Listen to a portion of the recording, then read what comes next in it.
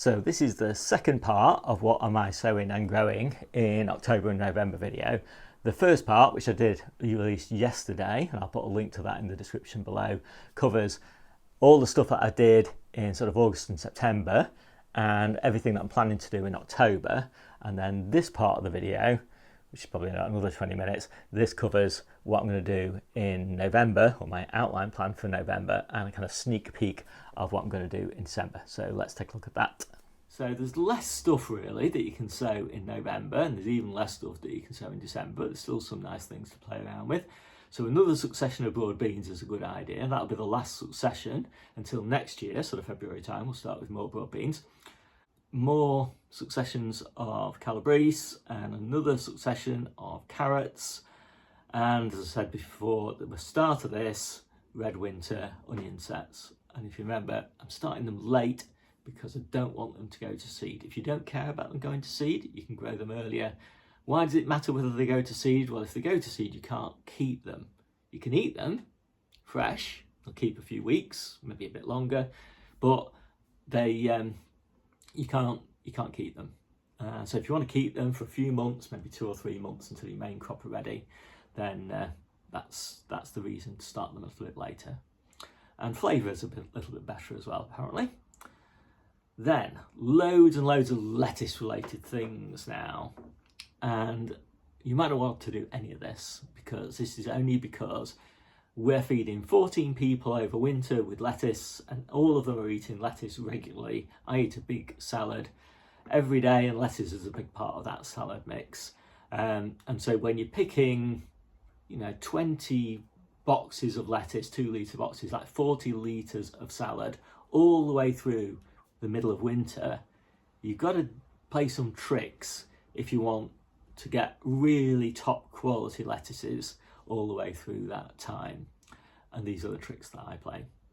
So the main trick is, of course, having plenty in the ground at the moment, and that's what we're eating all the way through until probably almost the end of the year. I would say we'll be eating the stuff from the ground.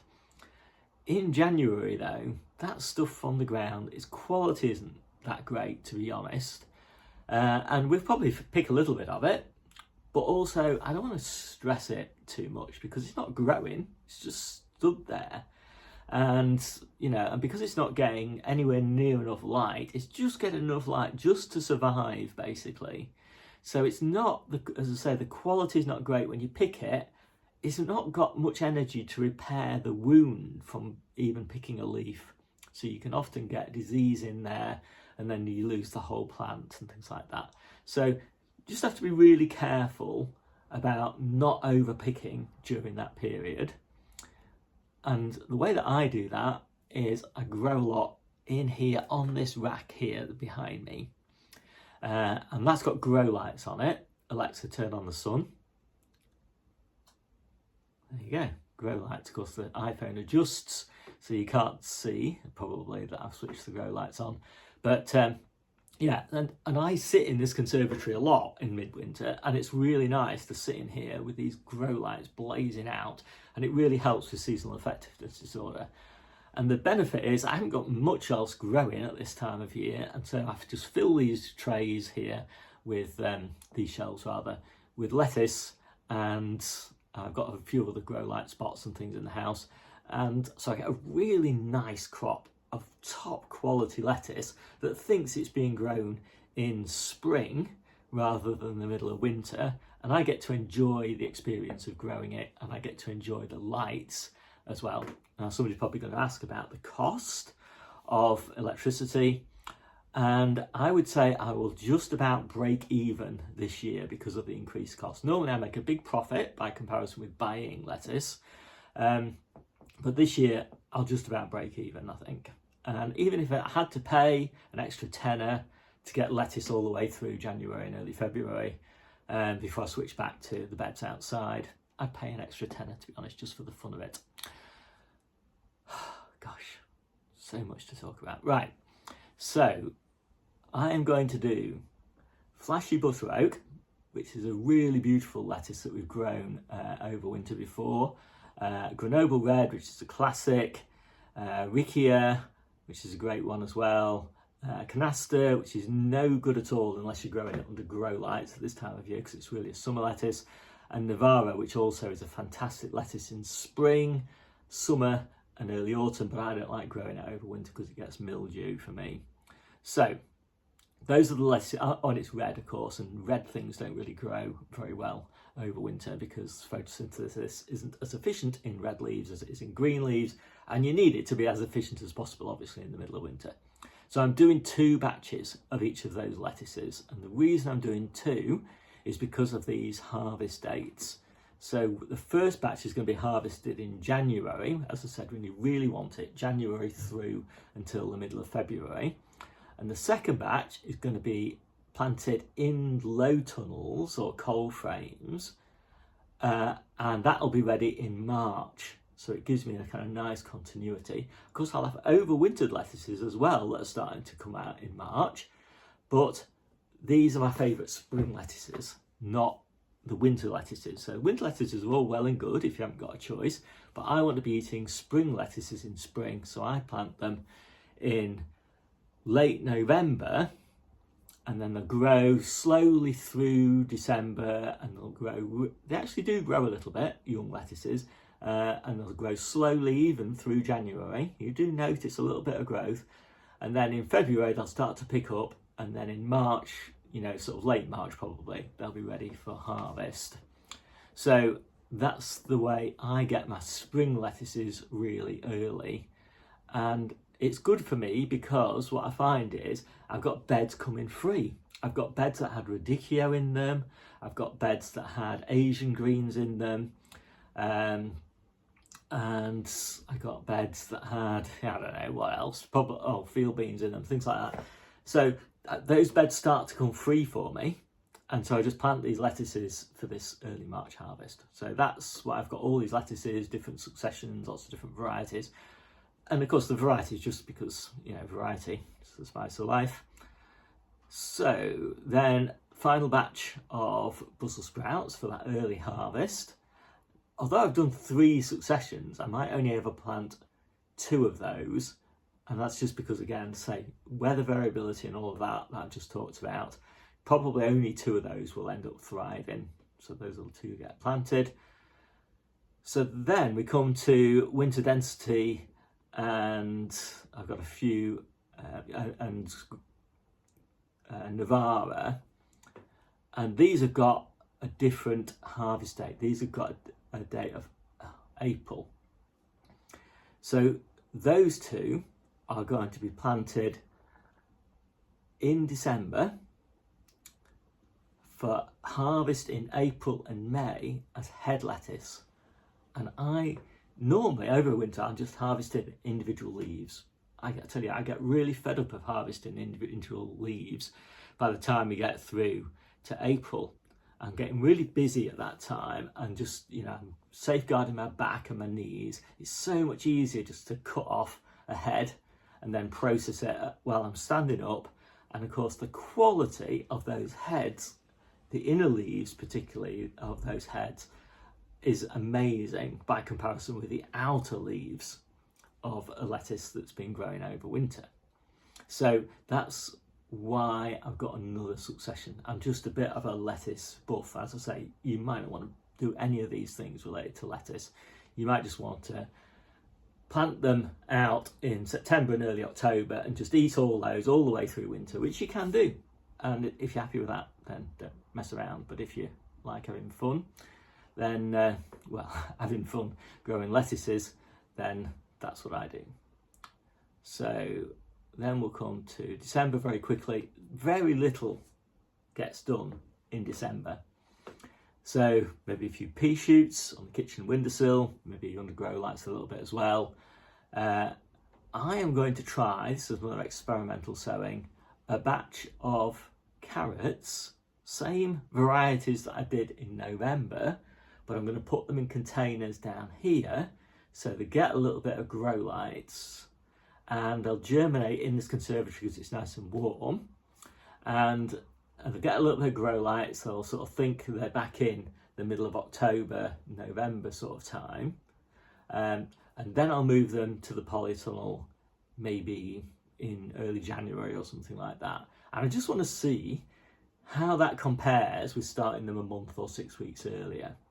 And just an experiment. Why not? I've got the space in here at that time of year. And yeah, they may grow really well and they may not. So I'm also going to do my chili peppers. I don't do a huge number of chili peppers, but I do Anaheim and I do jalapeno. And that is enough really for us. So I'm just going to do both of those, and we'll grow those on the kitchen windowsill after they've been under grow lights for a month or so. And yeah, they do really well, and we get really nice early chili peppers in, I don't know, about June sort of time. And I'm also going to do one batch, not very many, 12 sweet peppers. And I'm only going to do long yellow Ringo. Now this is a little bit tricky to get hold of, I think. I got the sun in my eyes. I get mine from jerry@growseed.co.uk. Fantastic. It's my absolute favourite pepper to grow. It's a yellow one, and it comes super early, and then you'll get another harvest in sort of like, well, a continuous harvest really from July all the way through until now, from the same bed. And so it's fantastic. These are going to go in the polytunnel, as I say, not that many of them. They'll go under fleece in May, fleece at night. And the trick to growing any pepper, chili or sweet, is to keep them above about 11 degrees centigrade. I think that's 55 degrees Fahrenheit all the time. So all, you know, it's obviously germinate in a propagator or sunny windowsill or something. And then once they're germinated, just keep them above 55 or 10 degrees centigrade all the time. So even when you come to plant them out, don't think about it being frost free. Think about it being above 10 degrees, 11 degrees rather centigrade. So that's the peppers. And just over the years, I've tried all sorts of different varieties, and just long yellow Ringo is just so superior as an early pepper.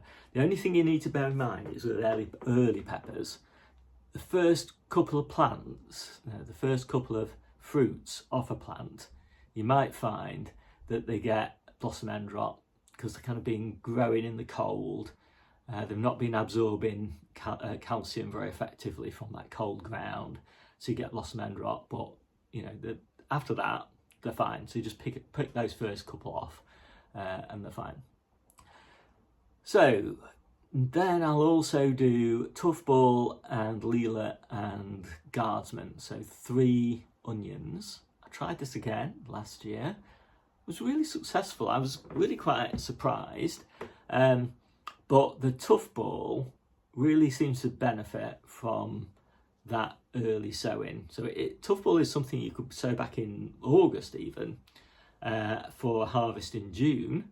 But I found that I got a really nice harvest at the beginning of July from a December sowing. And of course that means, you know, you've got a bed that you can grow all the way through October, November, December, January, February.